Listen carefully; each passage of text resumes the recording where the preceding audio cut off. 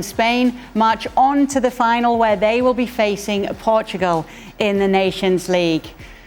When you take a look at Spain against France in recent knockout rounds, this is how things are shaping up. We've seen it plenty. Euro 2024 semi-final again.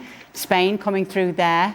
2021 final, France. And Euro 2012 quarters, and it was Spain who advanced there. So 1 out of the 4 would go France's way. And we've got Julien Laurens joining us now to talk more about it. That was a thrilling semi-final, wasn't it, Jules? It was pretty amazing. I mean, from a French point of view, 4-0 or 5-1, it looked very much humiliating. But it's really the two sides that we expected first. Defensively, they had a lot of players missing. It was very much a makeshift defense. No Saliba, no Upamecano, who would have started at centre-backs, no Jules Koundé at right-back. So Kalulu made his debut and clearly looked out of his depth. He's not a bad player, but clearly right now this was not the solution for him to play at right back in a game like this against Nico Williams and Pedri and Lamine and Oyarzabal. He makes a mistake on the first goal. A lot of it comes on his side, to be fair. So a bit of a nightmare debut for him. But then going forward, especially now with Rayan Cherki, who's the big winner of the night for France, because after coming on after 64 minutes, it was just incredible. I thought in everything he did pretty much. Plus Olise, and Doué, and Barcola, and Mbappe, and Dembele. France going forward looked great at times. And even at 0-0, they were the better team. Even at 2-0 at half-time, they were still, I thought, the better team in that first half. But Spain are just so good, so efficient. But there was a lot to take positively for the French still. Absolutely. Tell us a bit more about Rayan Cherki, Jules, because I feel that we're seeing his name everywhere at the moment. Yeah, we'll talk about him later with Manchester City, obviously heavily linked, and I believe that deal will go through. But I think this was long due, finally, a first cap for him, even a first call-up, because Deschamps had never called him up before. This was the first time, and gave him his debut tonight in a tough game, especially when you were 5-1 down. I guess the French had nothing to lose anymore when they were 5-1 down. But we saw everything that makes Rayan Cherki very good. To start with, the 2 feet. Again, I mean, Stevie and Shaka might have played with players who were two-footed, but I can't really remember somebody who was so two-footed like him. He takes free kicks and corners with both feet. He can shoot and cross with either feet exactly in the same way. He can dribble with the 2 feet exactly the same way. And we saw the creativity tonight, the finishing on his goal, the assist on the cross for Colomwani, the 4th goal for France. His second assist for the Vivian own goal too, that ball for Malo Gusto. Perfectly timed and perfectly into space. He's just a wonderful player to watch. Talking about what we saw in this game, obviously the Nations League, that was almost completed, that comeback from France there. Once Spain had got that result, maybe they took their eye off the ball. Maybe they thought they'd done it, Stevie. Well, they did, and they made a lot of changes as well, which completely disrupted them. You know, I agree with Jules that at half-time, it could have been 2-0 to France. I mean, had it been, you couldn't have complained. It's just that Spain took the chances. But where they separated themselves, Spain, was that first 15 minutes of the second half. And for me, they finished the game off. And at no stage did I think France were ever going to get back into it. Yes, it looks good here, 5-4. But that little spell, they were just too good for France. And you got to give France credit. Playing for pride, they came back. Obviously, Cherki coming on was the main difference and the reason, in my opinion, they got back to 5-4. So, yeah, I mean, no question. Cherki, if you're a Man City fan, boy, you're licking your lips. Certainly, I agree. Cherki, the big winner, as Jules put it. And I'm also in total agreement. I thought at 0-0, there was only one team really in it, and that being France. And it feels almost ridiculous to be saying to a French team with the successes that they've enjoyed, especially under Didier Deschamps, some of that squad, and I know they're new players, but you've got to take those chances when you have them. France were clearly on top, and then all of a sudden, kind of given Spain's own talents, they get the better, they get the breakthrough, and never really look, and you didn't think there'd be any catching them at any point.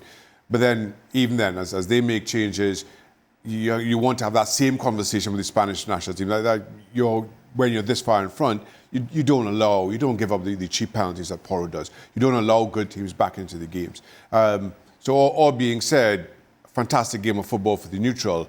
Probably the two most frustrated men in the stadium were both managers, because you see how this game kind of swung in roundabouts in ways that players of this quality, football at this level, should not. Obviously, Spain are the reigning European champions. Are they the best team in the world right now, though, Jules? It's hard to tell. I mean, I don't think they were that convincing. Yes, they won and they were very clinical. As we said, Stevie's right. The first 15 minutes of the second half, they were fantastic. But they were rattled in that first half. Sorry, they were rattled by the Dutch, by the way, in the quarterfinals, where they managed to go through to the semifinals, but were a little bit lucky. I felt over the two legs back in March. So it's been a long season as well for them, and we can see the changes made. But what I would like to point out, and it's not me trying to find excuses for France, but this was very much Spain's first team, top team. You could have put Morata or Dani Olmo for Oyarzabal, but they were both on the bench. You could have put Fabian Ruiz in midfield, maybe instead of Mikel Merino, for example. But apart from that, this is their team. For the French, as we said, a few players missing pretty much everywhere, also in midfield. And when it's the case, when Spain are like that, with their strongest team, with players high on confidence, clearly having that confidence that they can face anybody and win, whatever way they will find a way to win, then I think it's a massive plus that the French don't really have right now. Yeah. You know it's coming, Jules, obviously. We love this conversation here at the moment. Lamine Yamal, Ousmane Dembele, Ballon d'Or. And of course, this game got everybody talking about it once again. Everybody being us guys on ESPN FC, of course. Yeah, I mean, if you want to base it on the game tonight, Rayan Cherki wins the Ballon d'Or. For me, it's as simple as that. And this is how a bit silly sometimes those conversations and debate are, because his 30 minutes on the pitch is better than anybody else who have been on that pitch. Lamine scored a penalty and then scored a goal that Macmillan should have saved. Dembele missed a couple of good chances that he should have taken, really, and then came off injured. Rayan Cherki was the outstanding player for me in the game tonight. So this is it. The debate will continue over the Club World Cup, where Lamine won't be, but Dembele will be. So every time Dembele will do something, we will say, wow, look at this. He's ahead of Lamine now, or Rafinha, or Kylian, or whatever. But on tonight's game, for me, then you give it to Rayan Cherki. Yeah, are you ready for a whole summer of it, guys? Because that's what's coming. Anyway. Oh, boy. Anything stand out tonight in this debate? In this debate, not an awful lot. I'm in agreement with Jules. There's not a lot you can take from either performance. I guess it's kind of what you'd expect from both of those. The one thing that you can't help but say about Lamine Yamal, just kind of as you're reminded of his age.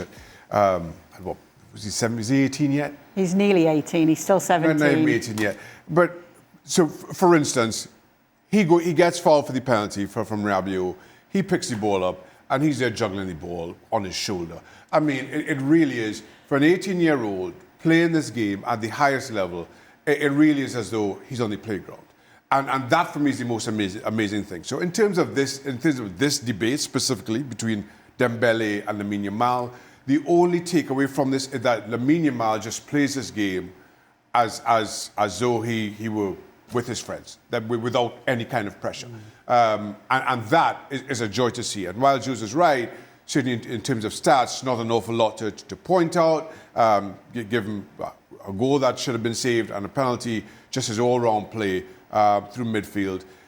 He gets people out of their seats. And that's the one thing, that's probably the biggest takeaway from Lamine Yamal, that regardless of who he's up against, the situation, the circumstance, people just come to life whenever he picks his ball up. And you saw it again. Defenders don't know how to play.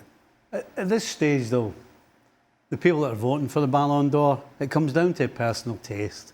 You know, whether you like guys who do flicks and tricks, do you like pace, do you like strength? So who are you picking tomorrow? If you're picking a team and you've got the choice between the two of them? I'm picking Yamal. That's my taste. That's yours. Are you a flicks and tricks guy? Is that He what is you're a telling flicks us? and tricks guy. Well, he does it all. He's got it all. Stevie's nothing if he's not a flicks and tricks guy.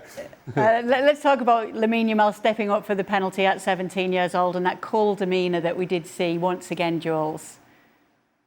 Yeah, I mean, this for me. I know technically he's clearly a genius, and it's fantastic to watch and fantastic to see. And yes, he does things that are wonderful to watch.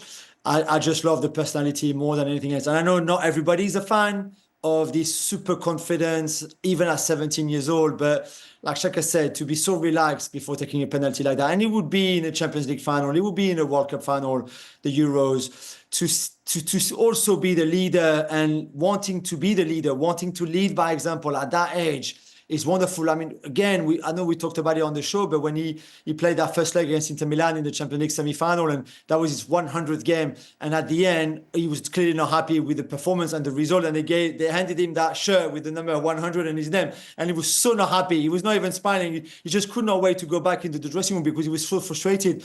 This is it. He's the leader of Barcelona. He's one of the leaders in the Spain team. And at that age, I think it's scary to see.